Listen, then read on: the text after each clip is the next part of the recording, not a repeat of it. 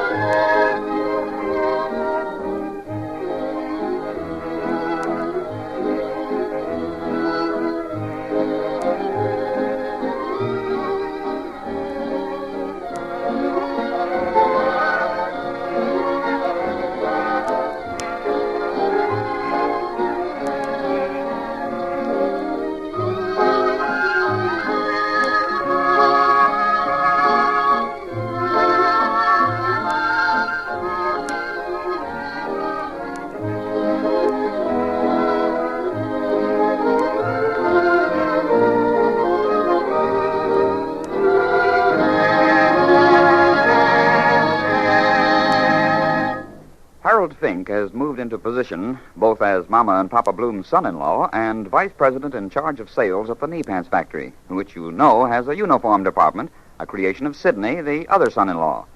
Just now we find Mama Bloom entering Harold's office at the factory, where she finds Yetta. Why, hello, Ma. What are you doing here? What am I doing here, Yetta? Why shouldn't I be coming down here? Oh, I was just surprised to see you come into Harold's office. To tell the truth, I'm a little surprised myself. To me, it looks like something from that movie, The Lost Horizontal. Horizon, Ma. One or the other. Papa will faint when he sees the fancy furniture. Just like Sidney's it is. The chairs you can't sit in and a filing cabinet. Filing cabinet. Why do they need such fancy things? 20 years ago, when I came to see your papa at the office, I had to sit in his chair. One chair was enough for him. Well, that's a little old-fashioned now, Ma. No, a chair is a chair no matter if you make it out of wood or out of gas pipe like this. Is he going to give a party that he needs all these chairs? Oh, no, Ma. They're going to have a conference. Uh-huh. Something new that your papa don't know about. Well, I think Sidney and Harold told him about it this morning. Mm-hmm. What did Papa say? Oh, I don't know. Harold didn't tell me. Maybe it was that you shouldn't hear it. Yetta, your papa's heart is like a house, I know. But remember that you can drive a horse to water, but you can't get him wet. Papa likes the uniform business now, but other things I don't know. Well, Harold and Sidney are planning to take a lot of worry off Papa's shoulders. Yetta, darling. For 20 years, Papa's been in business. He likes to be in business. When he's in business, he worries. He keeps his head full of things to worry about, and that makes him happy. Well, I don't see how worry can make a person happy. Well, there are different things to worry about. Some things are not good to worry about, but business is. If your papa would come home in the evening and I would say, Jake, how's business? And he would answer, business is better than it has ever been. Then I would know something is wrong. I would know that business is not good.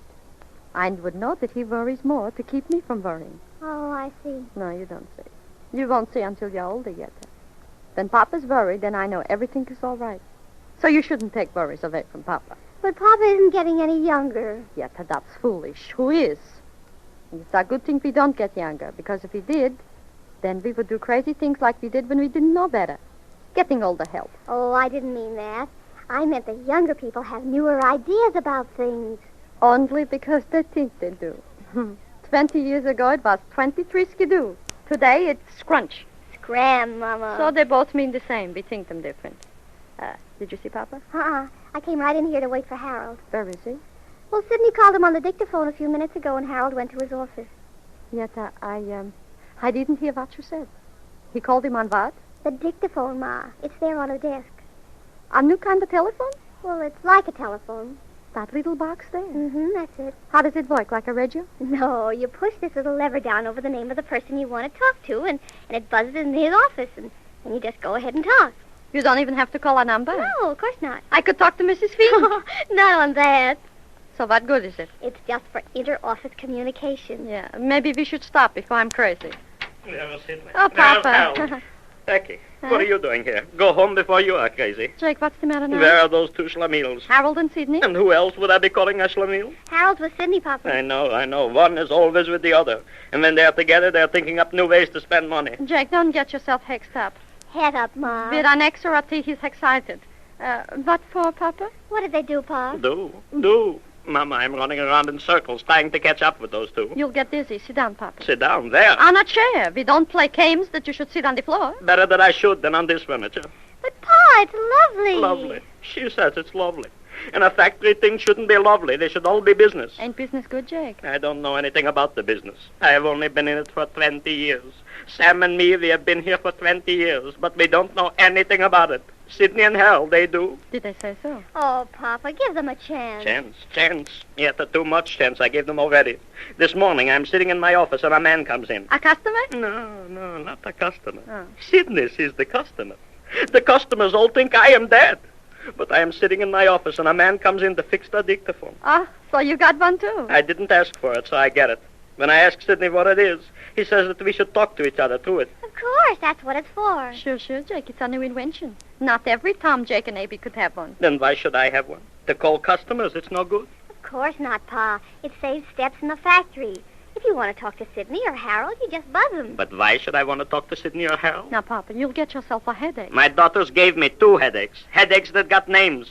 Now I should have a dictaphone in my office.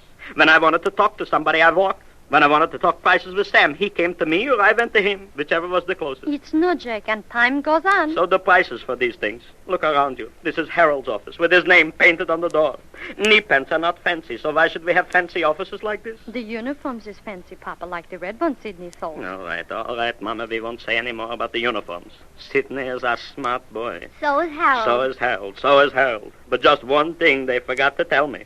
They forgot to tell me what a vice president in charge of sales does. Oh, so that's what's bothering you. Why, he arranges contracts for sales, and he sees that the salesmen attend to business. When Sam is not on the road, I am. Who should tell us to attend to business when we own it? If we are foolish enough not to attend to business, then it's time we had somebody to tell us, but not before. Papa, maybe you can sit back now and be an executioner. You mean an executive, All Ma. right. The way I am feeling now, I could be both, easily. Oh, I wish Sam would come back from the road. I'm afraid to show him what is going on. He is selling knee pants on the road, and behind his back, Sidney and Harold are spending the profits on furniture and dictaphones. Maybe Sam will like it, Papa. Yeah, to the eye, it looks good. But to the pocketbook, no good.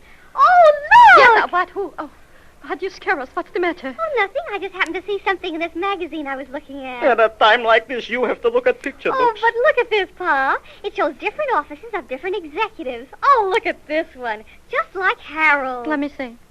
Uh-huh. Just like Harold. Yeah. It's pretty, Papa. Come and look. If it's just like Harold's, I could sit here and see it. Besides, the price might be on the page. Just look at the walls. Finished in nutty pine. That's naughty pine, Ma. If it's like Harold's office, your mama was right. Oh, here, Pa, look. I'll bring it over to you. Yet I don't want to look. Why should I keep on hitting myself over the head with a hammer? Papa, don't get excited all over again. Now, here's an office you should have, Pa. Why should I have one like that? Is it fancier than Sidney's and Harold's? Of course. It belongs to the president of the company. The president? But I am not the president. Look at it, Jake. A telephone, all shiny with mercurochrome. So, a telephone like that should be different. If I quote prices for a job, lot of knee pants, the price comes out at the other end of the regular telephone just the same. Does the price get fancier because the telephone does? You should have an office like this one, Papa. I don't want it. Oh, listen to what it says, Pa.